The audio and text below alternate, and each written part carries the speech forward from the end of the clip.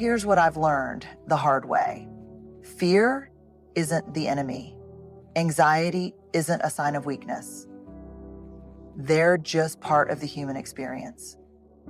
The trick isn't to erase them. It's to learn how to move forward with them. And that's exactly what we're going to talk about today, because courage isn't the absence of fear. It's feeling the fear and stepping forward anyway. Let's dive in. First, we have to name it. Fear thrives in silence. The moment we say, I'm feeling anxious because, we take away some of its power. Research shows that labeling emotions actually lowers their intensity. I used to think naming fear would make it stronger, like saying it out loud would give it more control over me. But what I've learned is that fear unspoken doesn't disappear. It grows. It morphs into tension in our shoulders, exhaustion we can't explain, snapping at the people we love. It takes up space in our bodies and our choices. I once met a man who had been offered his dream job, more pay, more growth, everything he'd worked for. But when the time came to sign the contract, he froze. He avoided calls, delayed decisions, convinced himself maybe this wasn't the right move. I just don't think it's the right fit, he told me. But when we talked a little longer, he finally sighed and admitted, honestly, I'm terrified. What if I fail? That moment right there, that's when everything shifts.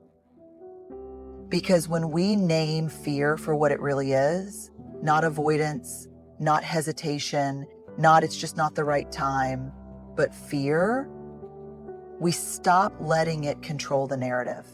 Psychologists call this affect labeling. When we put words to emotions, we give our brain a chance to regulate them. MRI studies show that when people verbalize their feelings, the amygdala, the part of the brain that triggers fear, calms down. It's like turning the lights on in a dark room. The shadows look big and scary when you don't know what they are. The fear loses its grip. I've had moments in my own life where fear sat in the driver's seat without me even realizing it. The times I hesitated to send the email, make the call, raise my hand, because deep down, I was afraid of rejection, failure, or looking foolish. And I've learned that if I don't call fear by its name, it shapeshifts into something else. Perfectionism, procrastination, even cynicism. And let's be honest, we live in a culture that rewards hiding fear. We say, I'm just being practical, I'm thinking it through, I don't want to make the wrong move, but what we're really saying is, I'm scared and I don't want to admit it. And that's okay. Fear is human, fear is normal. But when we leave it unnamed, we give it too much power. The simple act of saying, I'm scared or I'm anxious, won't make fear disappear, but it will loosen its grip. Because once we name it, we can question it. Once we question it, we can decide whether it deserves the final say. So what are you afraid of? And what would happen if you said it out loud? Second, we need to get curious. Fear often disguises itself as logic. I can't apply for that job. I'm not qualified. I shouldn't speak up. It's not my place. But if we pause and ask, is this fear protecting me or holding me back? We start making choices from courage, not avoidance. I've always believed that fear is sneaky. It doesn't just show up as panic or dread. It often comes dressed in reasonableness. It sounds practical, even responsible. It convinces us that we're just being careful, that we're weighing our options, that now just isn't the right time. And maybe that's true. But sometimes what we call thinking it through is really talking ourselves out of it. I once had a friend tell me she wasn't going to pitch an idea she was passionate about. Because in her words, I don't think leadership would go for it. But the longer we talked, the more I could hear fear, hiding behind logic. So I asked, is that true, or is that just a story you're telling yourself? And she paused, because the truth was, she didn't know how leadership would react. She was just afraid of rejection. And listen, I get it. Fear doesn't just keep us safe from physical danger. It protects us from emotional pain too. It tells us, don't put yourself out there. Don't risk being embarrassed. Don't set yourself up for disappointment. But when we don't get curious, when we don't pause to question that voice, we let fear make decisions for us without even realizing it. Psychologists call this a cognitive distortion. when our brains take a fear-based assumption and treat it like a fact. Research shows that when we feel anxious, our minds automatically scan for potential threats. And if we don't challenge that instinct, we accept the first fearful thought as the truth. I won't get the job. They'll laugh at me. I'll fail. And once that thought settles in, we don't even try. But curiosity changes everything. Instead of I can't do this, we ask, what if I could? Instead of I'm not ready, we ask, what would it take for me to feel ready? Instead of I'm not qualified, we ask, who says? One of the most powerful shifts I've ever made was learning to replace judgment with curiosity. Instead of thinking, why am I like this? I started asking, what's really going on here?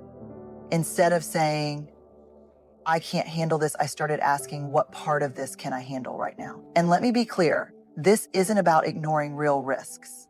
It's about making sure we're making choices from a place of clarity, not fear in disguise. Because when we slow down and get curious, we realize that most of our fears aren't rooted in truth. They're just old stories, worn out beliefs, or echoes of past failures that have nothing to do with what's actually in front of us. So the next time fear tells you you can't, you shouldn't, or you're not enough, get curious, ask it a few questions.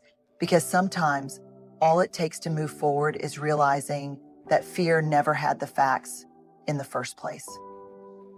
Third, we have to normalize it. Nobody lives without fear. The most courageous people I know aren't fearless. They're just really good at feeling fear and moving forward anyway. I used to think that brave people were just wired differently, that maybe they had some kind of immunity to fear that the rest of us didn't get. I imagined that before stepping onto big stages or making tough decisions, they just felt ready. No anxiety, no self-doubt, just pure confidence. And then the more I studied courage, the more I talked to leaders, creatives, change makers, the more I realized that wasn't true at all. Fear doesn't disappear with success. It doesn't go away when we achieve more or gain experience. It just evolves. The people we admire, the ones out there doing bold, meaningful work, they feel it too. They just don't let it stop them. I once had a conversation with a best-selling author who had written over a dozen books. You'd think after that many books, she'd be completely at ease with the process, right? But she told me every time I sit down to start a new book, I hear the same voice. This is the one where they figure out you're a fraud. That hit me like a ton of bricks because here's someone at the top of her field, someone whose work has changed lives, and she still feels fear. She still wrestles with imposter syndrome, that creeping doubt that says, who do you think you are? And I see this pattern everywhere. I've met CEOs who panic before major presentations, athletes who feel sick before a big game, teachers who second guess whether they're making a difference. The truth is, fear isn't a sign that you're doing something wrong. It's often a sign that you're doing something that matters. Psychologists have a name for this, the illusion of transparency, the belief that we're the only ones struggling, that everyone else has it figured out. Studies show that we assume others are more confident, more capable, more composed than we are, simply because we can't hear their inner dialogue. But if we could peek into their thoughts, we'd realize they're fighting the same battles. There's something powerful about knowing we're not alone. Fear loses some of its grip when we realize it's not just our fear, it's human fear, it's universal. And when we stop treating it like a personal failure, we free ourselves to move forward without shame.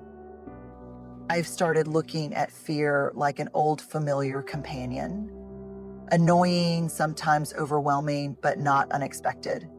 When it shows up before I do something big, I don't take it as a sign to stop. I take it as a sign that I'm stepping outside my comfort zone, stretching in a way that's necessary for growth. Because here's the truth, the goal isn't to eliminate fear. That's impossible. The goal is to learn to carry it with us, to let it ride in the passenger seat, but never take the wheel. So the next time fear shows up, don't see it as a red flag. See it as a sign that you're in the arena, that you're playing big instead of playing safe. Because the presence of fear doesn't mean you're failing. It means you're alive, you're growing, and you're exactly where you're supposed to be. Fourth, we need to practice grounding. When anxiety hijacks our thoughts, we need to bring ourselves back to the present.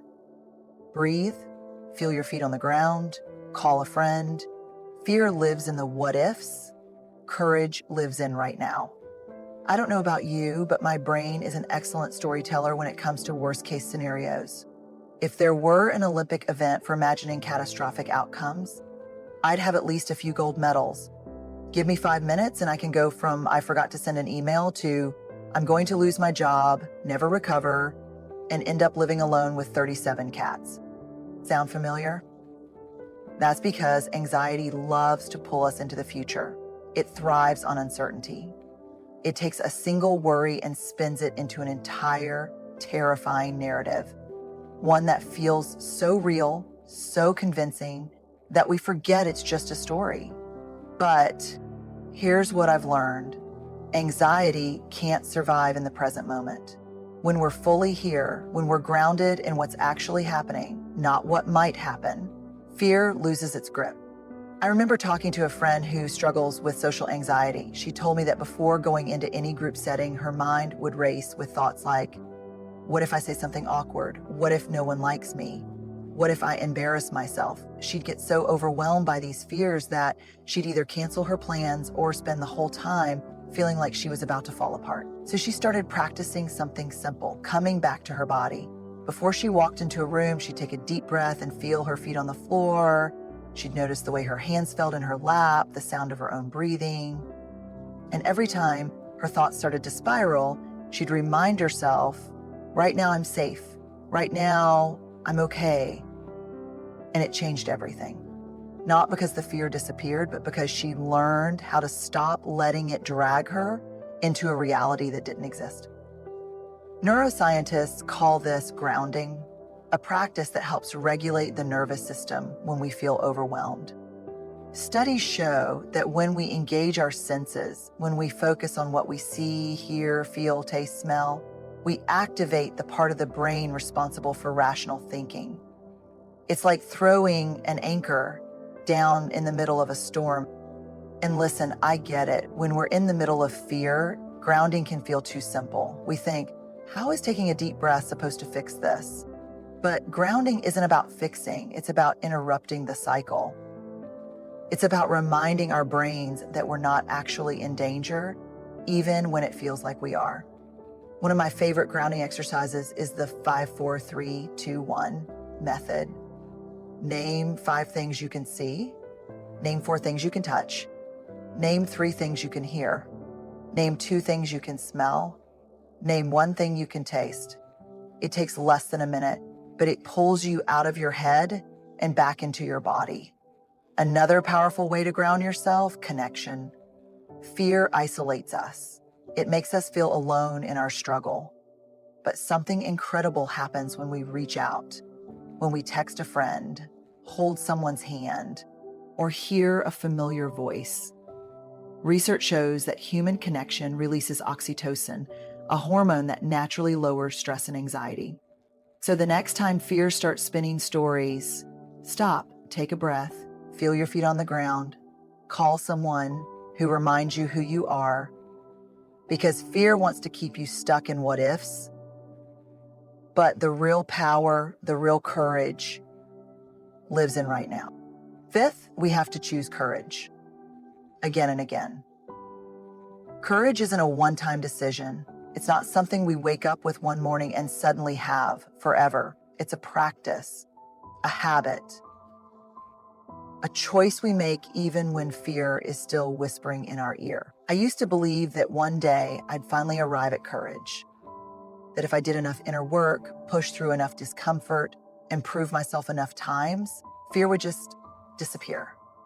That I'd step onto a stage, open a tough conversation, or take a big risk without even flinching.